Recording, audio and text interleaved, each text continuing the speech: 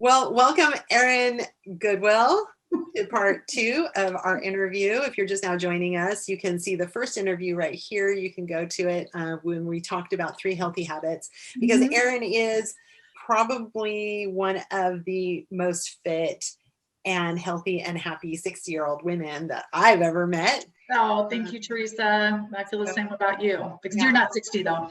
I'm only 4 years behind you, but you're a super amazing motivator for me. I look at you and I'm like, yeah, she got it going on. That's where I'm going. I'm heading right there. So today we're going to talk about reinvention. So, there's so many women that get into their 50s and their kids have gone off to college or they didn't have kids, but their careers kind of hit as high as it's going to go. Or the relationship is just kind of like, you married them 20 years ago and you're like, this is not working. So, a lot of people at this age are making major changes, or they want to make major changes, but they're scared. I think a lot are scared. I'd say, like, of the population, my guess, based on absolutely no science whatsoever, is like 25% it's working fine, it's good, and 75% it's not working, and you know that something needs to change, right? But within that, there's 25% it's like, it's bad, it's like it's something has to happen.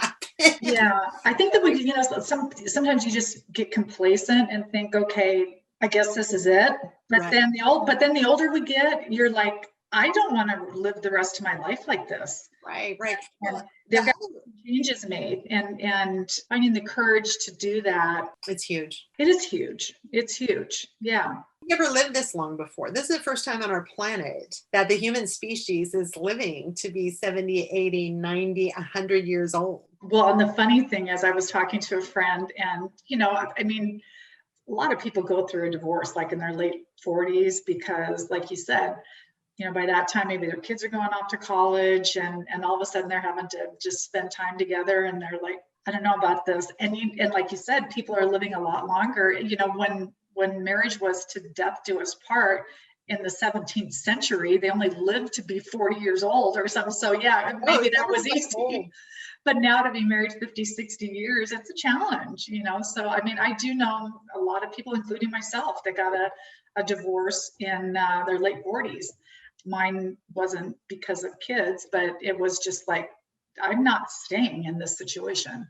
And it was terrifying, but I did it. And got through it and started over on my own, with a lot less money and having to do everything by myself, clean my gutters, and to just name one thing. But you know what? It was an amazing year. It was an amazing year of empowerment for myself. Yeah, we don't have to stay in places that are bad for us.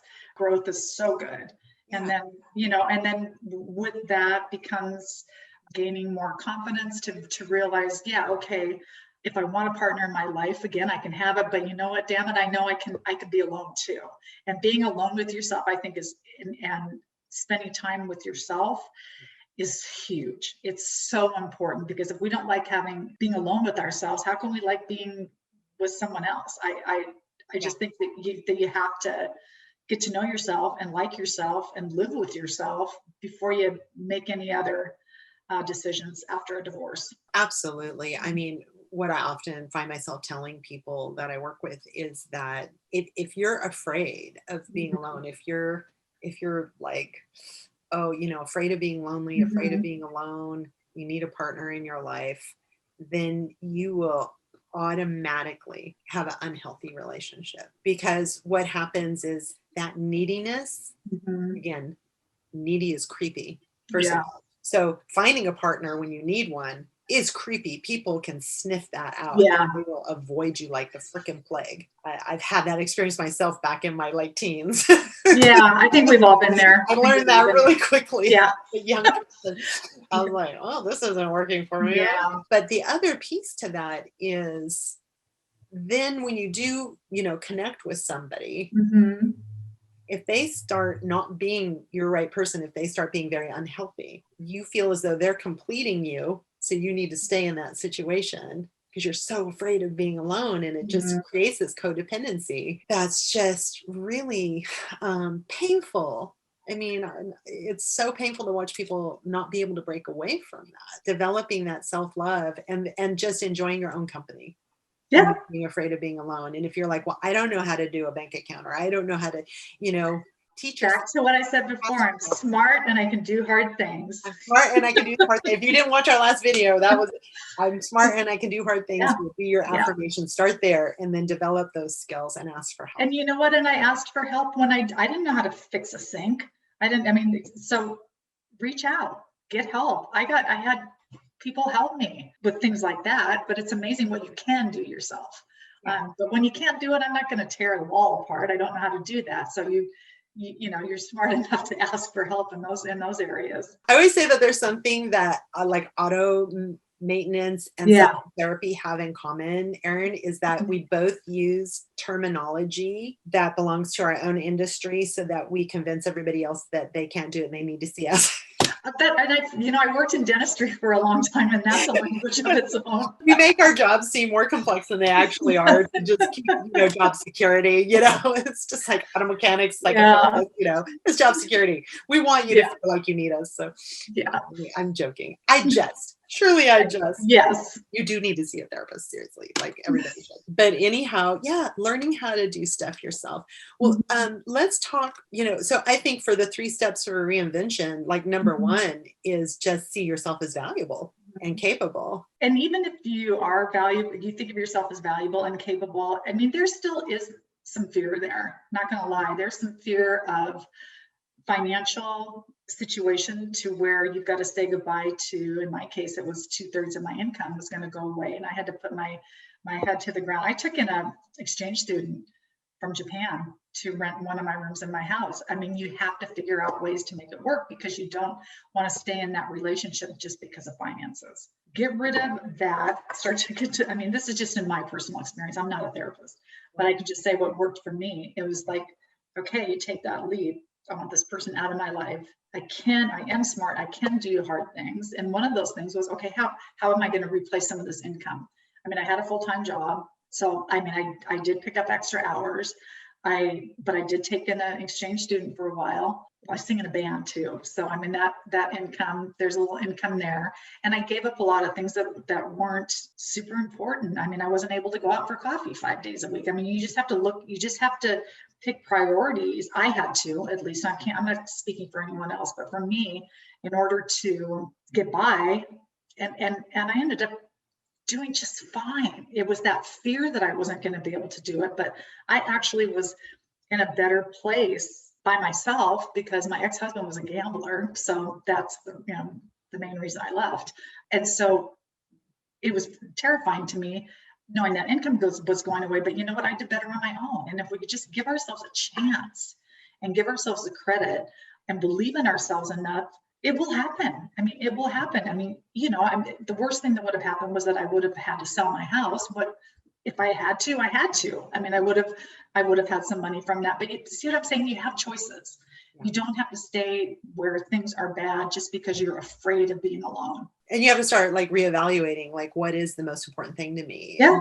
Is my ability to get pedicures every week more important than my sense of self? Right. I might have to give that up for a bit, back there. So seeing yourself as valuable and capable, and asking for help. And I think sometimes too, there's a lot of shame, especially if you're ending a career or a marriage. You don't want to tell anybody because you're not sure and you're scared and you almost don't want to put it out there till you have a plan, but then you need help to have the plan. So I don't know if you've had some of that experience. I've watched my clients do that too. I had supportive friends and I'm stubborn. It's like, you know what? I had it. You're out of here and I'm going to do this and I'm going to be okay. Just do what you can. But we as women, and like I said, I think I was 47, and it was, part of me was really sad. You have to grieve something, even if it wasn't a good thing. It was, my thing and it was gone. Yeah. And there was a little, I'm going to be alone when I'm 50. And then I realized, who cares? That's Yeah, yeah. I'm gonna be alone when I'm whatever age. Yeah. And then you know what? You stop thinking about it, and I met a wonderful man that I'm married to now. Something that we learned in recovery was that, don't future trip, okay? Don't fear things in the future that may or may not happen. It's easier said than done. But, try not to fear things in the future that you have no control over and may never happen. Try not to look at the past too much because it's gone, and we hear this all the time, just sort of live in the moment. And it's not easy, but if you can just try your best, that's all we can do is try our best, I feel. Yeah, if fear can look like negative future fantasies Mhm. appearing real, right? Yeah. And what you focus on expands. So if you're looking at things that could go wrong in the future, what you're focusing on expands. But if you can think of something positive that's happening today, your focus is going to expand on that. So and those come back to the habits of like your morning thing, your gratitudes, and focusing on that. And what you focus on for that day is going to expand. There's in my little journal, it says, what are 3 things that could make today great? And they have to be things that are within your control. You can't say, oh, the sun's going to come out, because you have no control over that. But you can say that you're going to complete blah, blah, blah, blah task. And that sense of completing that is really it's a good feeling at the end of the day, and saying, yeah, might not have done everything on my list, but I got this and this and this done. Keeping small commitments to ourselves is what burns. It builds. It's like a muscle. Keeping those smaller commitments to ourselves build that willpower habit in our brains. Keep bigger and bigger promises to ourselves. So if you're like, you want to make a big promise to yourself, but you feel incapable of it, start by breaking it down. Break it down. Write it down. Have a 5-year plan, and then a year plan or a weekly plan. Yeah. I mean, I can't say this is going to happen. Well, yeah, if you break things down, and this is stuff that I've learned from others. This isn't my idea. It's from talking with people like you, or reading, learning, new things. If you can break it down in just little things, baby steps. When I got sober, it was one day at a time. It was never for the rest of my life, because my God, that seems too hard. But today, and I'm fortunate that, it's been taken away from me. One thing at a time. If we could all do one good thing a day, how amazing is that? I say start with making your bed every morning. Yeah, I do. Do you? And I just start with making, pick one thing, consistent with it. And make it as simple as you need to make it to build that muscle of consistency. That's why I have my 5-minute coffee break workouts. It's like, do 5 minutes a day. Oh, yeah. It's doable. It's doable. Easy, healthy thing that you're going to do, and you're going to be consistent with it for 30 days, and you've built that muscle. And then the next thing, make it a little up your ante. When I first had to lose my grad school weight, I said, okay, I'm just going to commit to going to the gym once a week. And, and you did it, didn't you? A year and a half later, I became a spin instructor. So I went from once a week, 50 pounds overweight, to a spin instructor. Good for you.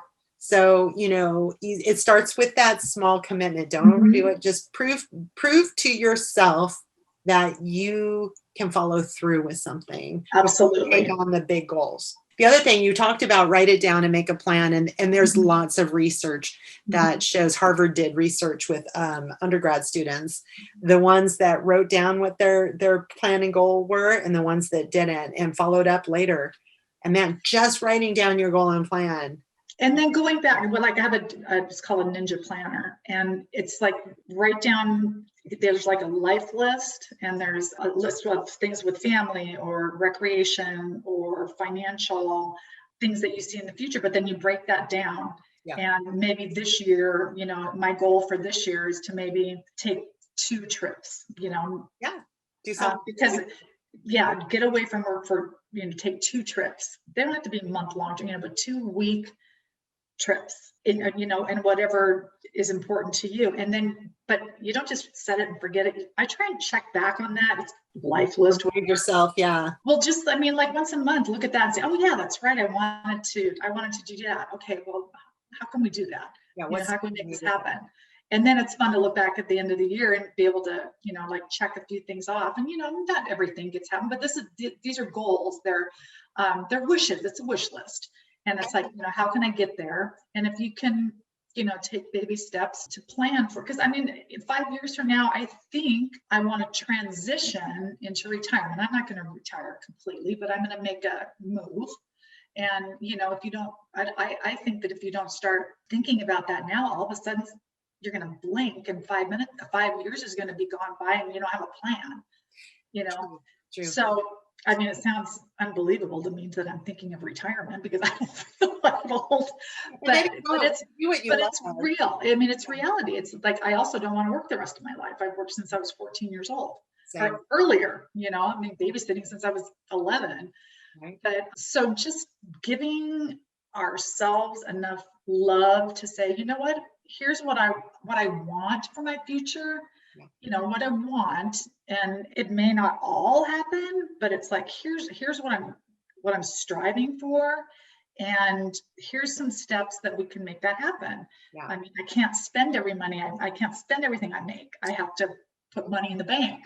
You have to make a choice. I have to invest money because I'm not going to have any money. Yeah. And so, you have to make choices that as a means to an end. And it's kind of funny being in this, that, like I say, I keep thinking that I can't even believe I'm in the decade of thinking about retirement, but it is real. Yeah. And so, habits and choices change. Yeah, and priorities change, and your priorities change. Yeah, need to reflect your choices. It's funny because people like the way we're raised in America, in particular in the U.S. It's just like, but I have the freedom to do what I want, but the freedom costs you something. The freedom costs you something, and you got to pay for it. You got to pay for your freedom. It's it's a luxury we have to pay for. We're always exchanging freedoms. People think freedom is one monolithic thing. It's like, I can eat, we talked about this the other day, I can eat Haagen-Dazs every day of my life. I am to do that, right? But when I do that, I'm spending $6 a day on a pint of Haagen-Dazs. And I'm having to ride my bike 100 more miles. Yeah, I feel like crap, it's not good. So I'm trading in money and health, my freedom to have extra money and have good health for my freedom to have Haagen-Dazs every day. For me, it's travel. I mean, it's a huge part of my life. And travel, I mean, you can do travel on the cheap, but to travel in a way that I choose to travel is not cheap.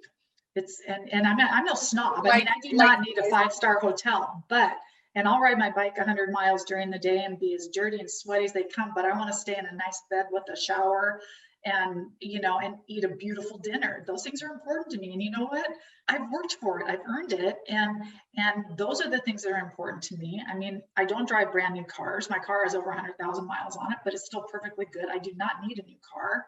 So that's a good example of a choice where it's just like, you have. I don't want a car payment. I'd rather put that $500 a month into a fund that, at the end of the month, I can take a damn nice vacation. So I am going to reiterate the things that you said. I think you'll like this quote. I heard Heather Torres from Think Media say this, and I wrote it down. It's on a Post-it. Because, this is one of my side hustles is this YouTube thing. And I'm kind of in it for the next 5 years. I'm just going to throw all my extra energy into it, that I'm not in full-time private practice. But she said, a goal without a plan is just a wish. Oh yeah, that's a fantastic saying. I've heard that. I've read that too. But it's so good. A goal without a plan is just a wish. It's just a wish. And that's how my book was, a goal without a real plan. And but now you have a plan. Now I have a plan. I have my editor. I have a publisher. Yeah. It's happening. It's not going to happen. It's happening. You're in the middle of it. I ask for help and I have a plan. So 3 steps for reinvention from what I've heard, and you focused on the reinvention after your divorce, making that decision. But I also know you reinvented yourself as recently in your careers, but we'll have to do another video to talk about reinventing yourself in a career. Yeah. But see yourself as valuable and capable. Yeah.